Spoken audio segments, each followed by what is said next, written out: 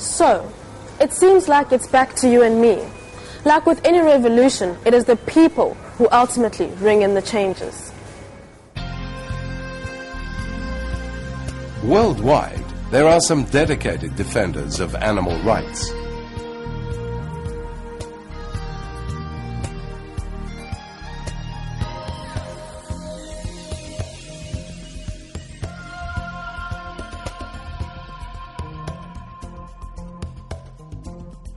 A new breed of consumer indeed. In fact, consumers hold the power in their hands to put things right, and they need to know it. In the proudly new South Africa, can we really truly relish our own freedom while we subject other living, feeling and sentient beings on this planet to lives of unspeakable frustration, pain and terror? Can we be proudly human while we allow this to happen? Just a few centuries ago, it was the proud people of the African continent, many millions of them, who were captured and herded together without ventilation, adequate space, or sanitary conditions. They were branded, transported, beaten, shackled, bought and sold, and forced to toil in the fields of the new world till they dropped. All in the name of economic progress and prosperity.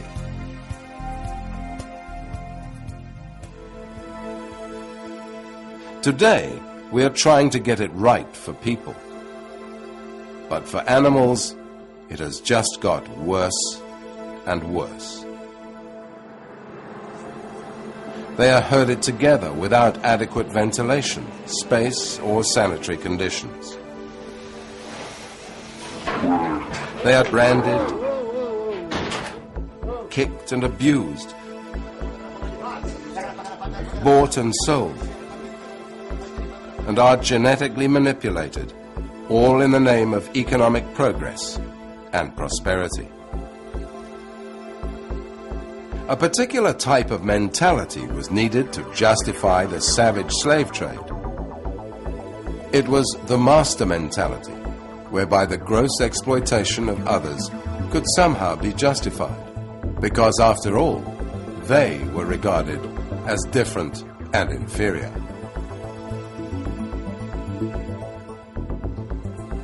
In more recent history, apartheid also depended on a cult of difference.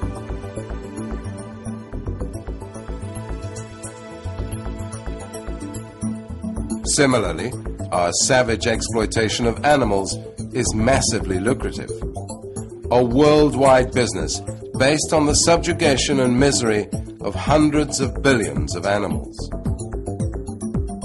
To allow it to continue is to have bought into the ideology that their lives don't matter, have no intrinsic value of their own, and their frustration, suffering and torment is inconsequential.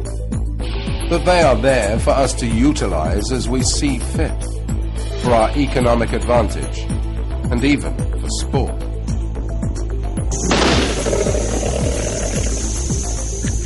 Worse still, these animals have no voice at all, except ours.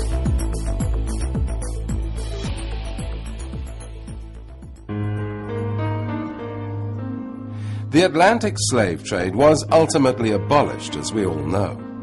What we don't perhaps know is that consumers of 18th century Britain played a role in achieving abolition.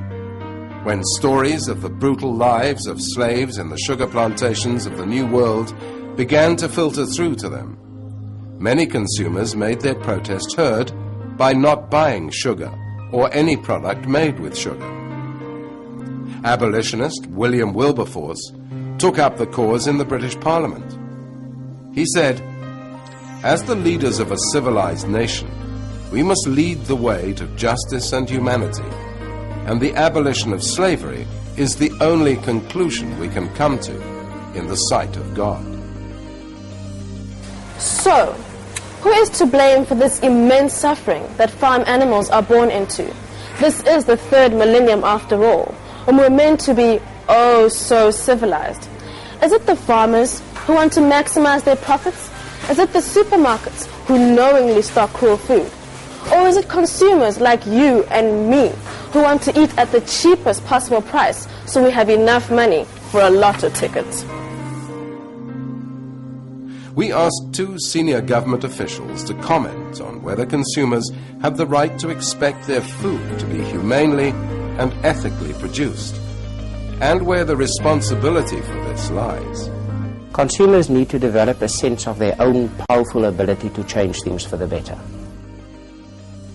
There must be a total commitment to eradicate oppression in all of its forms.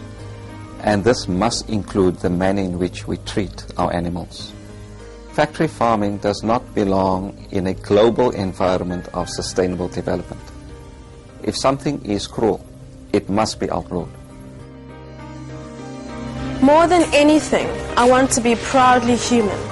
So let's use our consumer power to make the lives of farm animals worth living. What do you think?